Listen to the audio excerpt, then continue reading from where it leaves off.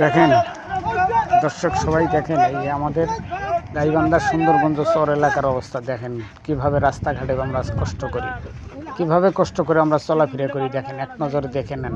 দেখেন যে এই যে ভ্যানগুলো যে পার হইতেছে, আজকে একটা হাটের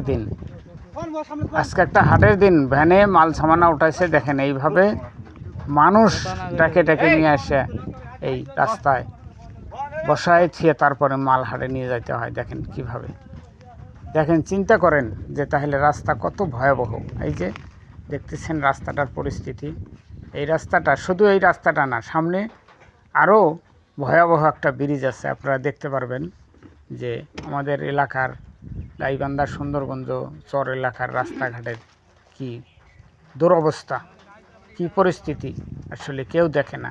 কারণ নিম্ব চেয়ারম্যান যে যারা এমপি মন্ত্রী যারা আছে, কেউ দেখে না। দেখেন আমার কৃষক ভাইরা কত কষ্ট করতেছে। দেখেন দেখেন কিভাবে এই রাস্তাঘাট মাল সামানা নিয়ে হাটে যাইতেছে।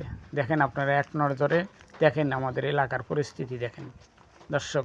তাই আমি কই যে বর্তমান সরকার যাই আছে তা থেকে বিশেষ অনুরোধ করে বলতেছি যে আমাদের যত চর এলাকা আছে, চর এলাকার রাস্তাগুলা যদি এইভাবে সুন্দর করে পাকা করে দেয়। কারণ চর এলাকাই হলো ফসলের উৎপন্ন, বিভিন্ন ফসলের উৎপন্ন হয়। চর অঞ্চলে বিভিন্ন মালামাল উৎপন্ন হয়। কারণ হলো চর অঞ্চলে ভুট্টা, পেঁয়াজ, বাদাম, গম, কালাই, সরষা, প্রতিটা ফসলের উন্নতি হয়, ফসল হয়। এখানে কালীরপাড় থেকে গাইবান্ধা সুন্দরগঞ্জ থানার কিছু দূর উত্তরে আসে হলো কালীরপাড়। কালীরপাড় থেকে ডাইরেক্ট রাস্তাটা নেমে আসছে বীরহেমেশ্বরে। বীরহেমেশ্বরে এটা 9 নং ওয়ার্ড। এই বীরহেমেশ্বরে রাস্তা, এই রাস্তাটা একবারে চলে গেছে আমাদের তিস্তা নদী খেওয়ার ঘাট পর্যন্ত। খেওয়ার ঘাট পর্যন্ত গেছে। এই রাস্তাটায় যে প্রতিটা দিন নিম্নত যদি কেলে এই রাস্তাটা দিয়ে মাল না যায়, নিম্ন 200 মন মাল এই রাস্তা দিয়ে বার হয়। নিম্ন, এটা নিম্ন 200-250 মন মাল পার হয়। এই আমাদের এই অর্থ এলাকাটা দেখেন, এই অর্থ এলাকাটা দেখেন, ভুট্টার চাষ, ভুট্টা আলু, ভুট্টা আর আলু। আমাদের এই এলাকাটা ভুট্টা আলুর দিকে বিখ্যাত, কিন্তু আমাদের নাই রাস্তা।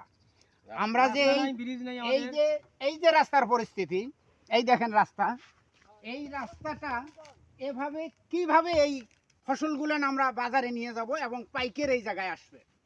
এই রাস্তার পরিস্থিতিতে এখন যদি আমরা এই যে সামান্য রিক্সায় মাল উঠাচ্ছে, বুদ্ধি নাই, এই রিক্সাটা যদি এখন এখানে পড়ার পরে যদি রিক্সাটা ক্ষতি হয়, এটা যে ফসলটা কিনছে তারও গেল, যে আমার যে গাড়ির মালিক আছে সেও গেল।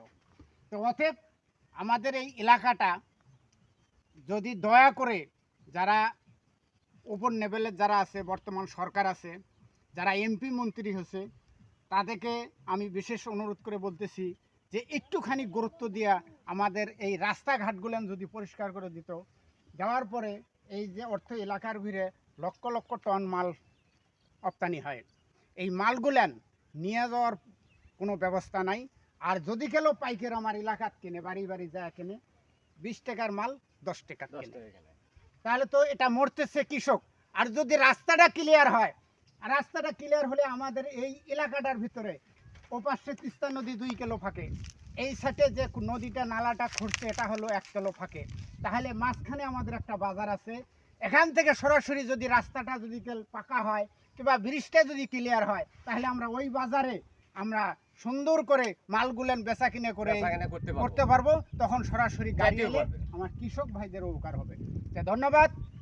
আমি আবার সামনে একটি ব্রিজ আছে, সেই ব্রিজটাও আপনাদের সামনে তুলে ধরবো যে ব্রিজটার কি দুর্দশা। চলেন আমরা ব্রিজে যাই, চলেন।